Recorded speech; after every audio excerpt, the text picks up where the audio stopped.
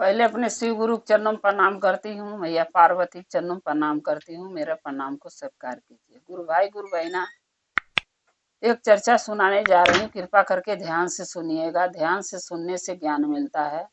आधी अधूरी कथा नहीं सुनना चाहिए, क्योंकि शिव गुरु का अपमान होता है। पूरा कथा सुनने से कथा के रहस्य के बारे में पता चलता है कि कथा में क्या बताया गया है। इसलिए कथा को हमेशा पूरा सुनना चाहिए। एक गुरु बहिना थी जिनके 2 बच्चे थे, एक लड़की एक लड़का। जब वो बच्चे बड़े हुए तो लड़की के गुरु बहिना ने शादी कर दिया। वो शादी गुरु बहिना करी ऐसे घर में जो परिवार लालची था, यानी खास करके उसकी सास लड़की की लालची थी। जहाँ गुरु बहिना अपनी बेटी की शादी करी, वो लड़की की सास बहुत लालची थी। उसको हमेशा यही लगता था कि मेरी बहू ज्यादा से ज्यादा धन दौलत ये अपनी माँ से मांग के ले आवे। अब गुरु बहिना के पति नहीं थे, गुरु बहिना के एक बच्चा था, वो भी नहीं कमाता था। जब बच्चा है तो कहाँ से कमाएगा, जब सियान होगा तब न कमाएगा। जितना उनको पहले के पति के कमाई जमा पूंजी था, जो भी घर वाले उनके समधी समधीन मांगे थे दहेज में, उन्होंने सारा दिया। अब लड़की के शादी कैले में जो भी जमा पूंजी उनका था, उनके पति की कमाई, वो सब उनका ख्वाहिश पूरा करने में उसके ससुराल वालों के उन्होंने लगा दिया, सारा जमा पूंजी पैसे का। अब कुछ बचा नहीं। अब वही था कि मनो अपना घर परिवार खा पी के चल सके।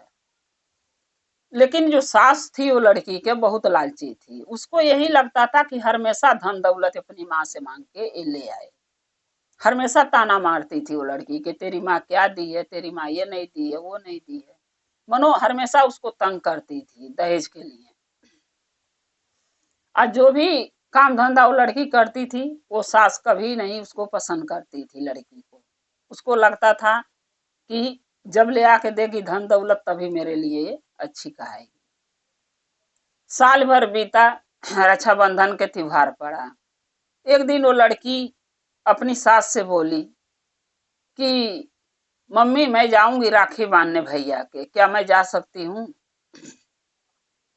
सास बोली कि जाएगी तो राखी बांधने, लेकिन एक गाड़ी धन दौलत सामान हमके राशन पताई चाहिए तेरी माँ से, तेरे भाई से।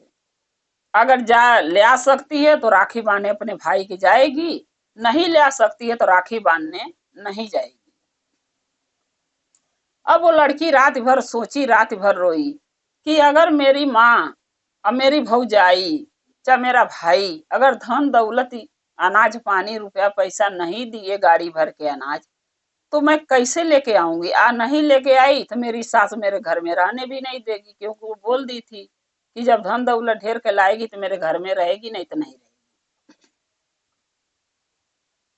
अब वो लड़की सोच के रोने लगी, या ये भी सोचने लगी कि अगर साल भर का त्योहार है, भाई के अकेली मैं बहन हूँ, अकेला भाई, अगर राखी नहीं बांधूंगी तो मेरे मायके के लोग क्या सोचेंगे कि एक बहन थी अपने भाई के राखी बांधने तक नहीं आई।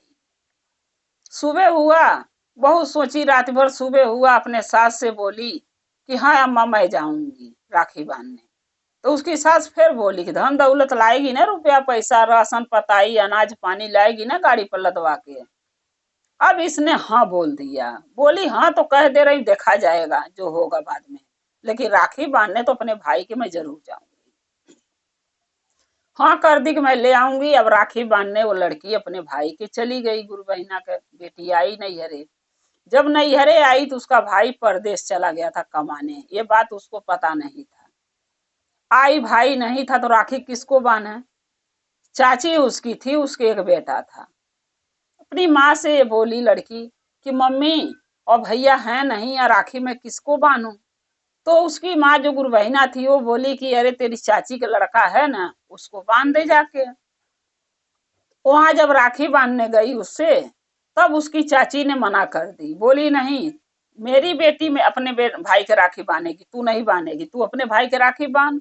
उसने बोली कि अम्मा मम्मी ऐसी चाची, मेरा भाई तो है नहीं, बाहर हैं, तो ये भी तो भाई है, आपका बेटा है, आप मेरी चाची है तो ये तो भाई लगेगा, तो इनको भी तो मैं बांध सकती हूँ। बोली नहीं, मेरे बेटा की मेरी बेटी ही राखी बांधेगी, तू नहीं बांधेगी। जब मना कर दी फिर वो अपने मम्मी के पास गई, मम्मी से बोली कि मम्मी चाची ने मना कर दी राखी बांधने से भाई को, तो मैं कैसे बांधूं। अब गुरु बहिना बोली कि बेटा कोई बात नहीं, राखी ले लो अपने घर चले जाओ, अगले साल धर देना राखी, भाई आएगा तो राखी बांध लेना। अब ये बेचारी क्या करे, क्योंकि जो सास बोली है करने के वो तो वो बता नहीं सकती, क्योंकि वो जानती है कि मेरी माँ, मेरा भाई है नहीं, मेरी भौजाई है, मेरी भौजाई तो इतना सब सामान देने नहीं देगी मेरी माँ को जो मेरी सास मांगी है, तो मैं कहाँ से ले आके दूंगी। उसने अपनी माँ से कुछ नहीं बोली। फिर वो लड़की अपनी माँ से भेंट मुलाकात करके भौजाई से माँ से अपने घरे को निकल गई। घरे के निकली लेकिन घर गया, अपने ससुराल नहीं गई। एक जंगल मिला, उस जंगल में जाके बैठ के रो रही थी, ये सोच के कि मेरे मायके के सहारा मुझे है नहीं, कि मुझे कोई जो मेरी सास मांगी है रुपया पैसा धन दौलत राशन पानी गाड़ी पर लाद के, मैं मांगती भी तो मेरी भौजाई देने नहीं देती या मेरी माँ दे नहीं पाती, भाई घरे है नहीं, बाहर है, और राखी भी नहीं बांध पाई। अब मैं जाऊं घर जाऊं तो मेरी सास घर में नहीं रहने देगी, घर से निकालने की धमकी दे के भेजी थी। अब मैं जाऊं तो जाऊं कहाँ। जंगल में एक पेड़ था बेल का, उसी के लगे बैठ के पेड़ के नीचे रो रही थी। एक नाग और नागिन निकले थे, जंगल में घूम रहे थे इंसानी रूप में, अपना इंसान के रूप लेके।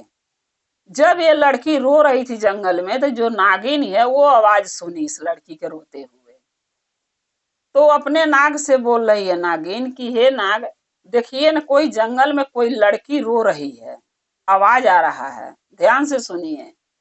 नाग ने भी ध्यान दिया तो बोला हाँ कोई तो रो रहा है, लड़की है कि औरत ही है ये तो जाने पर पता चलेगा, और क्यों रो रही है ये भी पता चलेगा जाने के बाद ही। तो नाग नागिन दोनों मिल के बोले कि चलिए देखते हैं कि क्यों रो रही है और कहाँ है। जब आए ढूंढते ढूंढते नाग नागिन दोनों जने, तो वो जंगल में बैठ के बेल के पेड़ के नीचे रो रही थी। तब उसे इंसानी रूप में वो लोग दोनों पूछने लगे नाग नागिन कि बेटी तुम्हें क्या कष्ट है, कहाँ घर है, कहाँ रहती हो, क्यों रो रही हो यहाँ पर जंगल में बैठ के अकेला। तब वो लड़की बोली, वो तो ये नहीं जानती थी कि नाग नागिन है, वो तो यही जानती थी कि हमारे जैसे इंसान है। वो बोली कि अरे भैया अरे भाभी, मैं इसलिए रो रही हूँ कि मेरी सास ने बहुत बोली है कि अगर तू राखी बांधे अपनी भा के जाएगी भाई के नैहरे, तो धन दौलत रुपया पैसा राशन पताई पूरे गाड़ी पर भर के लाना पड़ेगा, मेरी सास लालची है। और इसलिए मैं रो रही हूँ कि जब मैं मैके गई तो मेरा भाई घरे नहीं है, बाहर कमाने गया है। मेरी भौजाई जो है माँ के चलने नहीं देती है, मेरी भौजाई अगर माँ से मैं बोलती थी तो मेरी माँ दे नहीं पाती धन दौलत के, क्यों मेरा भौजाई देने नहीं देती, वो नहीं चाहती है कि अपनी बेटी को कुछ दें। तो मैं वहां कुछ बोल नहीं पाई। और चाची के लड़का का राखी बांधने गई तो चाची के लड़का जो है राखी बनाने को तैयार था, चाची बांधने नहीं दी, तो मैं राखी भी नहीं बांध पाई, राखी भी मेरे पास पड़ा है। अब मैं ये सोच के रो रही हूँ कि मैं अपने ससुराल जाऊं तो कैसे जाऊं, क्योंकि मेरी सास तो धन दौलत मांगी है, आज वो मेरे पास है ही नहीं, तो मैं कैसे जाऊं। अब मेरी सास ये भी बोली है कि अगर लेके नहीं आएगी तो घर में रहने नहीं दूंगी। अब इसीलिए मैं रो रही हूँ, न मैं मैके जा सकती न मैं अपने ससुराल जा सकती, तो मैं जाऊं कहाँ। मैं यही प्रार्थना महादेव से कर रही हूँ कि मेरे को कोई रास्ता दिखाएं शिव गुरु। तो नाग नागिन बोले कि ठीक है तुम हमारे साथ चलो। अब वो लड़की परेशान हो गई कि भाई ये अनगैया मनई नहीं, इनको जानती हूँ न पहचानती हूँ, ये कौन है कहाँ से आए हैं और इनके साथ मैं कैसे चली जाऊं। तब वो लड़की बोली आपके साथ मैं कैसे जाऊं, आपको तो मैं जानती नहीं हूँ पहचानती नहीं हूँ। तो नाग नागिन दोनों बोले कि अभी तुम मुझे क्या बोली, भैया और भाभी। बोली हाँ भैया भाभी तो मैं आप लोग के बोली हूँ। तब बोला नाग और नागिन दोनों बोले कि अगर आप तुम मुझे भैया और भाभी मान लियो तो एक भाई समझ के मेरे घर चलो। नाग ने बोले एक भाई समझ के मेरे घर चलो। तो बोली ठीक है।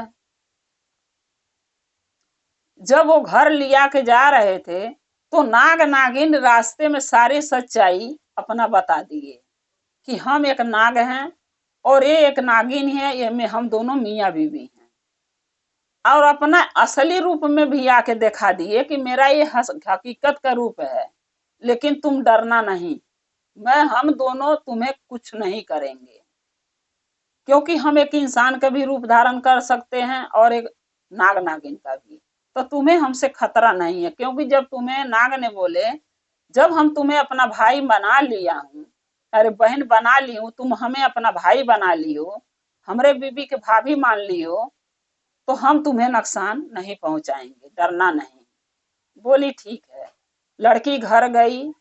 नागिन ने अपने असली रूप में आए और नाग देवता ने बोले कि बहन मेरे पोछ में तू राखी बांध दे, आज से मैं तेरा भाई बन के रहूंगा, तेरा रक्षा मैं करूंगा।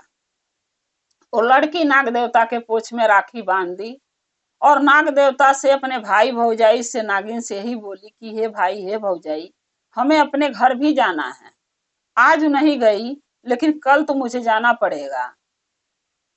अब मैं खाली हाथ जाऊंगी तो मेरी सास मुझे रहने नहीं देगी, तो मैं क्या करूं। तो नाग नागिन बोले कि आप तुम चिंता मत कर बहन। नागिन भी बोली कि ननद आप चिंता मत करो, हम लोग तुम्हारा सहायता करेंगे, जो तुम्हारे सास के चाहिए वो हम देंगे। कभी भी दुख पड़ेगा, संकट पर है, कष्ट पर है, तुम सीधा मेरे पास आना, अपने मैके मत जाना, आज से तुम्हारा ये अपना मैका मान के रहना कि ये तुम्हारा मैका है। कभी भी तुम्हारा मन करे तो मेरे घर के दरवाजे तुम्हारे लिए खुला है, कभी भी तुम रात बिरात दिन कभी भी आ सकती हो, हर पल हम तुम्हारा सहायता करने के तैयार रहेंगे। लड़की को ये बात सुन के बहुत तसल्ली हुआ कि चलो कोई तो हमारा अपना मिला, अपने तो अपना रह नहीं गए, लेकिन अनगैया हो गए हमें अपना बना लिए हैं, तो इससे खुशी की बात मेरे लिए क्या हो सकती है। अब नाग नागिन लड़की को बोले कि बेटी, अरे बहन यही तुम रहना। नाग देवता बोले बहन तुम यही रहना, हम तुम्हारे लिए विदाई के व्यवस्था करने जा रहे हैं। दोनों नाग नागिन मार्केट गए, कपड़ा लत्ता किने, लड़की के लिए भी, उसके सास के लिए भी, उसके पति के लिए भी, यानी पूरे परिवार के लिए वो कपड़े किन के लाए नाग नागिन दोनों। और राशन पताई धन दौलत रुपया पैसा बिखो गहना, उसको बिखो गहना इतना पहिरा दिए लाद दिए कि उसकी सास देख के खुश हो जाए। खूब अच्छी से विदाई नाग नागिन ने उस लड़की को बिहना भैले किए, गाड़ी मंगाए, गाड़ी में सारा राशन पताई धन दौलत भर दिए, पूरा परिवार के कपड़ा दे दिए, लड़की के कपड़ा दे दिए, जेवर बिखो बनवा दिए, पूरा एक दुल्हन के तरह सजा के उस लड़की की विदाई कर दिए नाग नागिन ने। वो लड़की अपने ससुराल गई और जब सास इतना धन दौलत रुपया पैसा और लड़की के ऊपर जेवर बिखो देखी और कपड़ा लत्ता देखी पूरे परिवार के, राशन पताई गाड़ी पर देखी, तो सास ने तो बहुत खुश हुई कि मेरी बहू तो बहुत सारा ले आई, जितना मैं मांगी नहीं उससे दुगुना ज्यादा लाई। सास ने तो बहुत खुश हो गई। अब बहू के इतना जान मान इज्जत लगी करने कि मेरी बहू तो बहुत धन दौलत लाई, बहुत धनवान के घर है, अमीर के घर में क्या हमारी बेटी ऐसी बहू आई हुई है। अब जान मान लगी करने और वो लड़की अपने ससुराल में हंसी खुशी रहने लगी। तो बताइए गुरु भाई गुरु बहना, एक नाग और नागिन यानी नाग देवता और उनकी पत्नी एक इंसान के फर्ज निभाए जो इंसान नहीं निभा पाता है, जो अपने नहीं कर पाते हैं वो दूसरे कर देते हैं। तो इसीलिए कहा जाता है कि किस्मत में देखिए गुरु भाई गुरु बहना, अगर धन दौलत रुपया पैसा लिखा है तो किसी न किसी बहाने से महादेव जरूर सहायता करते हैं। जैसे उस लड़की के बेचारी के नाग नागिन के रूप में महादेव भेज के अपने नाग नागिन को और उनका सहायता करवाए उस लड़की का, जो कि लड़की वो हंसी खुशी अपने ससुराल में रहने लगी, उसकी सास उसका जान मान करने लगी और वो सुखी हो गई। इसीलिए कहते हैं कि महादेव शिव गुरु किसी भी रूप में किसी भी भेष में अपने भक्त का सहायता जरूर करते हैं, कभी निराश नहीं करते हैं। जैसे उसको खुश किए, उसके सुखी किए, उसका घर परिवार, उसकी सास मानने जानने लगी, उसकी खुशियां उस लड़की को उसको मिल गई, वैसे महादेव सबको दें, सब पर दया करें। गुरु भाई गुरु बहना, ये मेरा कथा कैसा लगा कमेंट में लिख के जरूर भेजिएगा। चैनल को सब्सक्राइब कर लीजिए ताकि मेरी वीडियो पहुंचता रहे आपके पास। हाँ, कुछ कारण से मैं कुछ दिन वीडियो नहीं डाल पाई हूँ, उसके लिए मैं माफी मांगती हूँ। हर हर महादेव, घर घर महादेव। महादेव की कृपा और दया आप लोग पर सदा बनी रहे। महादेव सदा आप लोग के साथ रहें और शिव गुरु से हम और आप ऐसे ही जुड़े रहें। जय शिव गुरु।